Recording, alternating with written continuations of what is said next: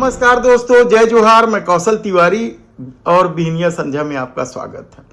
छत्तीसगढ़ में कानून व्यवस्था इस कदर चरमरा गई है कि अपराधी अब थाने में ही गवाहों पर हमले करने लगे।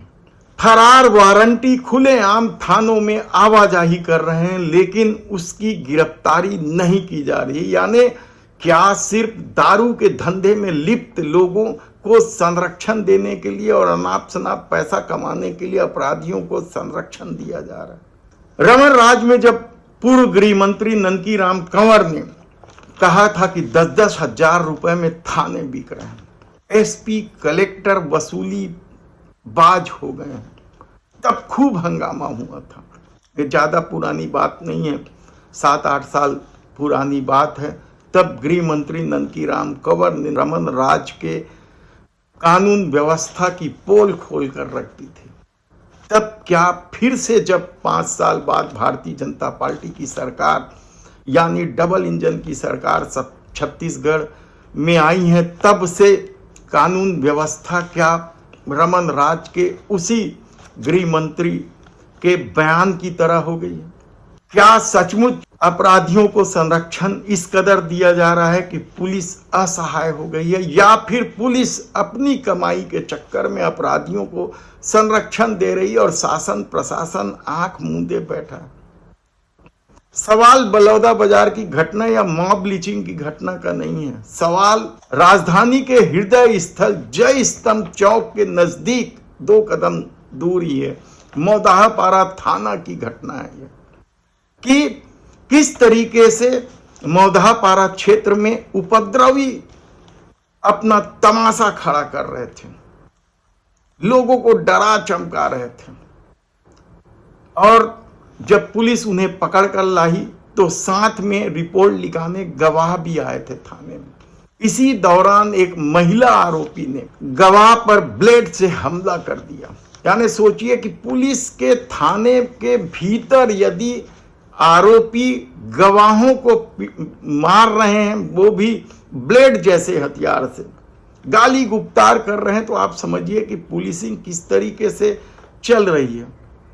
और जो उपद्रवी हैं वो पहली बार उपद्रव नहीं किए हैं, वे हिस्ट्री सीटर है। कांकेर सहित कई क्षेत्रों के हिस्ट्री सीटर है जो यहाँ मौदाहापारा क्षेत्र में एक महिला के मकान में किराए से रहते थे, और आए दिन उनके हंगामे से लोग त्रस्त थे और पुलिस उन्हें गिरफ्तार करके लाई।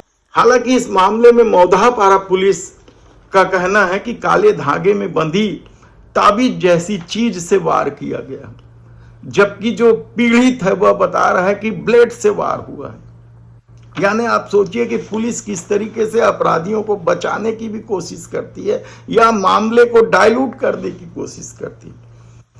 यही नहीं, कई थाना क्षेत्रों के मामले सामने आए हैं कि चाकू बाजी हो रही और पुलिस रिपोर्ट में लिखती है कि धारदार नुकीली वस्तुओं से वार किया गया। यानी धारा कमजोर करने की कोशिश होते रही है।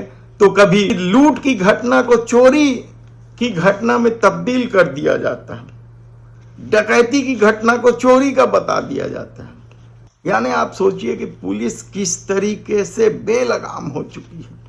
क्या यह सब सत्ता के संरक्षण में हो रहा है? शहर के प्रतिष्ठित अखबार नवभारत ने तो बकायदा इस शीर्षक के साथ समाचार प्रकाशित भी किया कि पुलिस के घेरे के बीच नजर आए कई फरार आरोपी। बकायदा तस्वीर भी साथ में लगाई है। एक हाई प्रोफाइल मामले को लेकर जब आरोपी को सिविल लाइन थाने लाया गया था, तो उस हाई प्रोफाइल आरोपी के साथ वहां भीड़ जमा हो गई थी, और उस भीड़ में उस तरह के अपराधी थे जिनके खिलाफ अपराध दर्ज है, वारंट निकला हुआ है गिरफ्तारी का, और वे खुलेआम उस भीड़ का हिस्सा बने हुए हैं। थाने के भीतर थाने में आ रहे हैं, सिपाहियों से बात कर रहे हैं, पुलिस उन्हें गिरफ्तार नहीं कर रही है। तब ऐसी परिस्थिति में आम आदमी का जीवन कितना सुरक्षित है? धन्यवाद।